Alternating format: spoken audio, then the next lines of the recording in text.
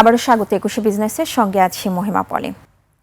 দেশের অর্থনীতির বেশিরভাগ সূচক নিম্নমুখী, বিনিয়োগ নেই, ব্যবসা বাণিজ্যে চলছে মন্দাভাব, কর্মসংস্থানে নেই সুখবর, বাড়ছে জিনিসপত্রের দাম।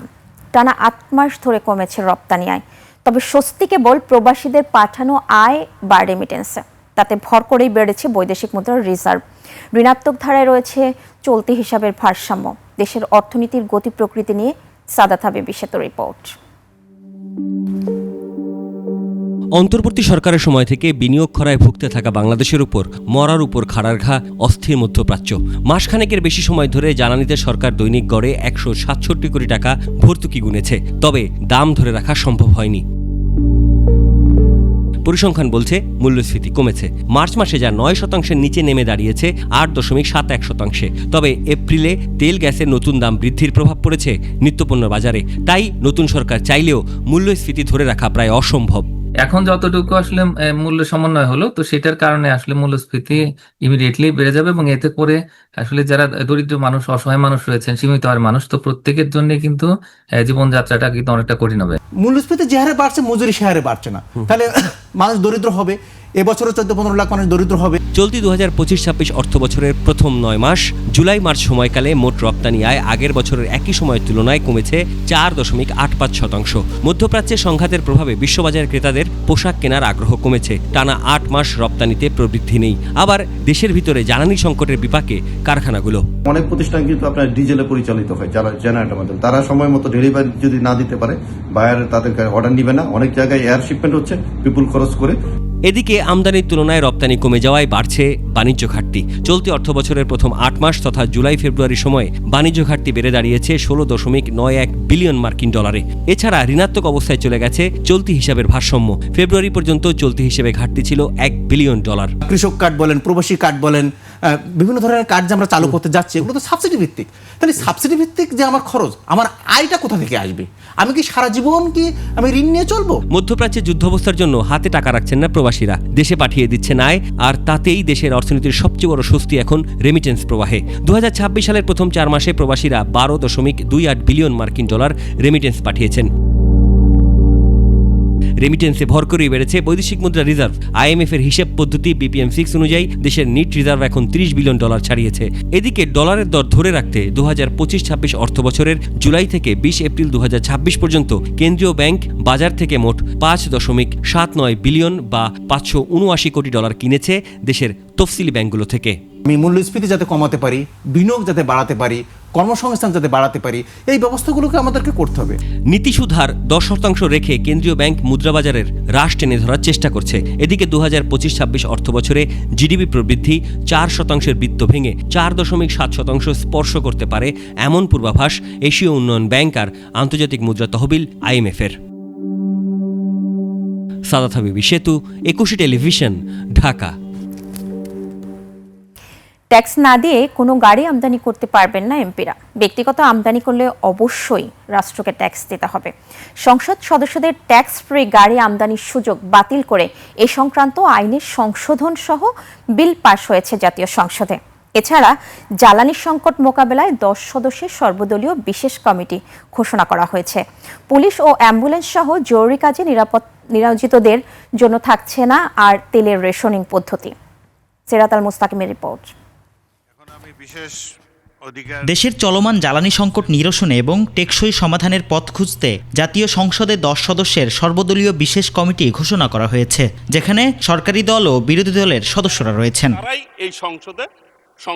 জরুরি সেবা নিশ্চিত করতেও পদক্ষেপ নিয়েছে সরকার। ঘোষণা করা হয়েছে পুলিশ এবং অ্যাম্বুলেন্স সহ জরুরি কাজে নিয়োজিত যানবাহনের ক্ষেত্রে জ্বালানি তেলের কোনো রেশনিং পদ্ধতি থাকছে না। এ বিষয়ে সংসদে বক্তব্য তুলে ধরেন প্রধানমন্ত্রী তারেক রহমান। পুলিশ সহ এমার্জেন্সি বাহিনী যারা আছে, পুলিশ হোক, অ্যাম্বুলেন্স হোক, ফায়ার ব্রিগেড, এই জাতীয় যারা আছে, তাদের উপর থেকে এই যে এমবার্গোটা ছিল এটা সরিয়ে নেওয়া হয়েছে। জাতীয় সংসদের চিফ হুইপ মোহাম্মদ নুরুল ইসলামের প্রস্তাবনায় ও স্পিকারের নির্দেশনায় গঠিত এই কমিটি জ্বালানি খাতের বর্তমান চ্যালেঞ্জগুলো পর্যালোচনা করে সরকারকে কার্যকর পরামর্শ দেবে। এ বিষয়ে কমিটির মেয়াদ হবে কমিটি গঠনের বিজ্ঞপ্তি প্রকাশের তারিখ থেকে পরবর্তী 30 দিন।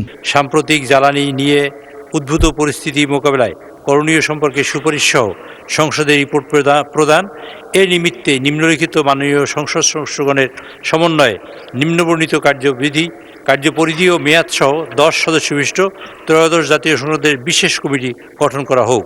অতএব প্রস্তাবটি সংসদের সর্বসম্মতিক্রমে গৃহীত হলো।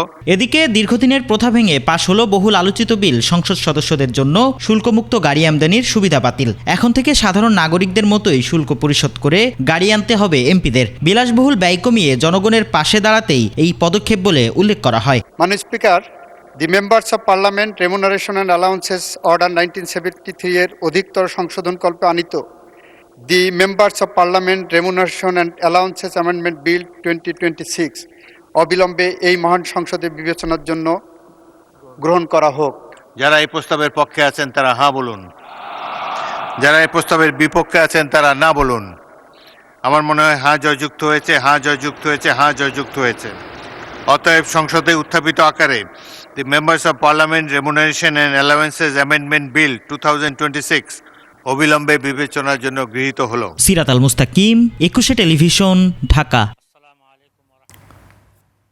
উন্নয়ন প্রকল্প বাস্তবায়নে ব্যয় সাশ্রয় এবং জনকল্যাণকে সর্বোচ্চ অগ্রাধিকারের নির্দেশ দিয়েছেন প্রধানমন্ত্রী তারেক রহমান।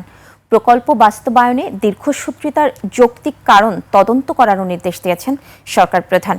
2025-26 অর্থ বছরের 10ম একনেক সভায় উত্থাপিত 17 প্রকল্পের 15টি অনুমোদন হয়েছে। বিস্তারিত আকবর হোসেন সুমনের রিপোর্টে। সচিবালয়ে প্রধানমন্ত্রী তারেক রহমানের সভাপতিত্বে অনুষ্ঠিত হয় সরকারের দ্বিতীয় ও 2025-26 অর্থ বছরের 10ম জাতীয় অর্থনৈতিক পরিষদের নির্বাহী কমিটির সভা। উত্থাপিত 17টি প্রকল্পের মধ্যে 15টি প্রকল্প নিয়ে আলোচনা হয়েছে সভায়। প্রকল্পের ব্যয় এবং এর প্রয়োজনীয়তা নিয়ে প্রধানমন্ত্রী অত্যন্ত সুনির্দিষ্ট নির্দেশনাও দিয়েছেন। নির্বাচনী ইশতেহারের সঙ্গে সামঞ্জস্যপূর্ণ কিনা তা যাচাই করারও নির্দেশনা আসে সভায়। সভা শেষে গণমাধ্যমে প্রধানমন্ত্রীর নির্দেশনা তুলে ধরেন পরিকল্পনা প্রতিমন্ত্রী। সাশ্রয়ী হতে হবে ব্যয়ের দিক থেকে, 1 নম্বর। 2 নম্বর হচ্ছে যে ব্যয়গুলো কোন কোন খাতে হচ্ছে সেগুলো যৌক্তিকতা নির্ধারণ করতে হবে।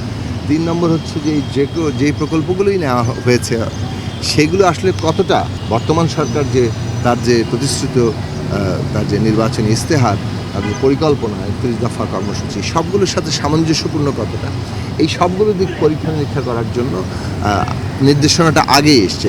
এছাড়া প্রাণ প্রকৃতি রক্ষা করে কিভাবে টেকসই উন্নয়ন করা যায় সে বিষয়েও প্রধানমন্ত্রী বিশেষ পর্যবেক্ষণ দিয়েছেন বলে জানানো হয়। প্রত্যেকটা বিষয়ই আসলে অনেক দূর পর্যন্ত কিভাবে জনগণের জীবনের উন্নতি এবং আমাদের এখানে একটা টেকসই আমাদের প্রাণ প্রকৃতিকে রক্ষা করে কিভাবে উন্নতিটা করা যায় সেই সবগুলো দিক থেকে কিন্তু বিচার করা আছে। সিদ্ধান্ত অনুযায়ী বিগত সময়ের চলমান ও প্রস্তাবিত প্রকল্পগুলো পুনর্বিবেচনার আলোচনা হয় একনেক সভায়। আকবর হোসেন সুমন, 21 টেলিভিশন, ঢাকা। 34,667 মেট্রিক টনের বেশি জেট ফুয়েল নিয়ে চট্টগ্রাম বন্দরে এসে পৌঁছেছে চীনের পতাকাবাহী একটি জাহাজ। এছাড়া ডিজেল নিয়ে আরও 2টি জাহাজ বন্দরে অবস্থান করছে।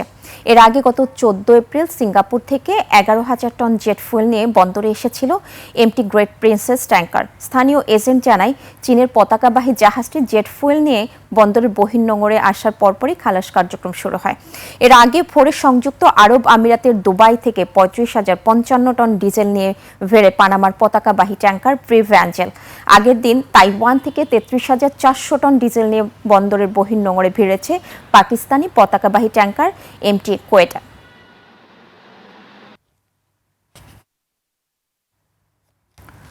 জানাবো এশিয়ার প্রধান শেয়ার বাজারের খবর। সূচকের মিশ্র প্রবণতা দেখা যাচ্ছে এশিয়ার বেশিরভাগ পুঁজিবাজারে। জাপানি শেয়ার বাজার নিকি সূচক 793 পয়েন্ট বেড়ে দাঁড়িয়েছে 60,509 পয়েন্টে। কমেছে হংকংয়ের শেয়ার বাজার হ্যাংসেংয়ের সূচক 73 পয়েন্ট কমে অবস্থান করছে 25,904 পয়েন্টে। কমেছে সিঙ্গাপুর এসটিআই সূচক, এটি 26 পয়েন্ট কমে অবস্থান করছে 4,896 পয়েন্টে। চীনের শেয়ার বাজার সাংহাই কম্পোজিট ইন্ডেক্স অবস্থান করছে 4,084 পয়েন্টে, যা আগের দিনের চেয়ে 4 পয়েন্ট বেশি। বোম্বে সেন্সেক্স 30 ইন্ডেক্সকে দেখা যাচ্ছে ঊর্ধ্বমুখী প্রবণতায়। সেন্সেক্সের সূচক 506 পয়েন্ট বেড়ে অবস্থান করছে 77,170 পয়েন্টে। বেড়েছে থাইল্যান্ডের থাই স্টক এক্সচেঞ্জের সূচক, এটি 24 পয়েন্ট বেড়ে অবস্থান করছে 1,480 পয়েন্টে।